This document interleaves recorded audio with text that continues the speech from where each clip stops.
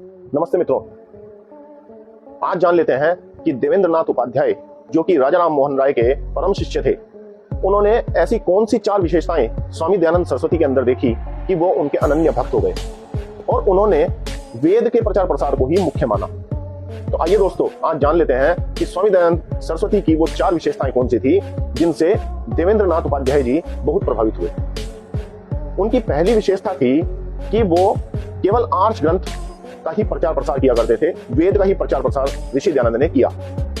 समाज में, संसार में अवैदिक ग्रंथों का और अनार्ष ग्रंथों का बहुत प्रचार प्रसार था और उसमें केवल एक ऋषि दयानंद ही थे जिन्होंने आर्ष ग्रंथ और वेदों का प्रचार प्रसार युद्ध स्तर पर किया।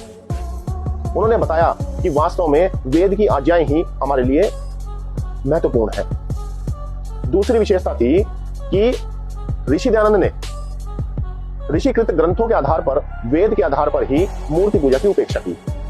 हम सभी ये समझते हैं कि केवल आर्य समाज ही एक ऐसी संस्था है जो कि मूर्ति पूजा का खंडन करती है, या स्वामी दयानंद सरस्वती ने ही मूर्ति पूजा का खंडन किया, जबकि ब्रह्म समाज की स्थापना करने वाले राजा राम मोहन राय, उन्होंने खुद मूर्ति पूजा का खंडन किया है, क्योंकि वो दर्शन आदि पढ़े थे, तो उन दर्शनों के आधार पर वो भी मूर्ति पूजा का खंडन किया करते थे। स्वामी विवेकानंद, जिन्हें कि हिंदू हृदय सम्राट कहा जाता है, उन स्वामी विवेकानंद जी ने भी अपने ग्रंथों के अंदर लिखा है कि हिंदू समाज में मूर्ति पूजा आधुनिक है। उससे पहले बौद्ध पूजा और जैन पूजा हुआ करती थी, यानी कि बुद्ध की प्रतिमा और महावीर जैन जी जो है उनकी प्रतिमाओं को पूजा जाता था। मूर्ति पूजा वहां से चली।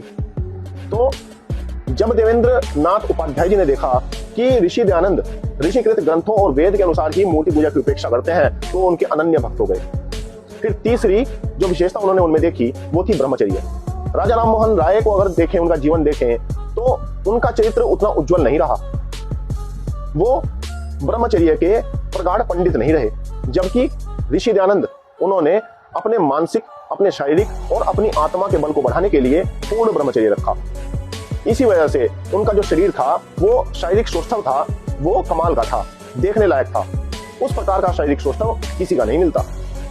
और चौथी जो विशेषता थी वो थी राष्ट्र के बारे में, कि राष्ट्र पराधीन कैसे हुआ। धर्म में, अध्यात्म में, सुरक्षा में नंबर 1 था।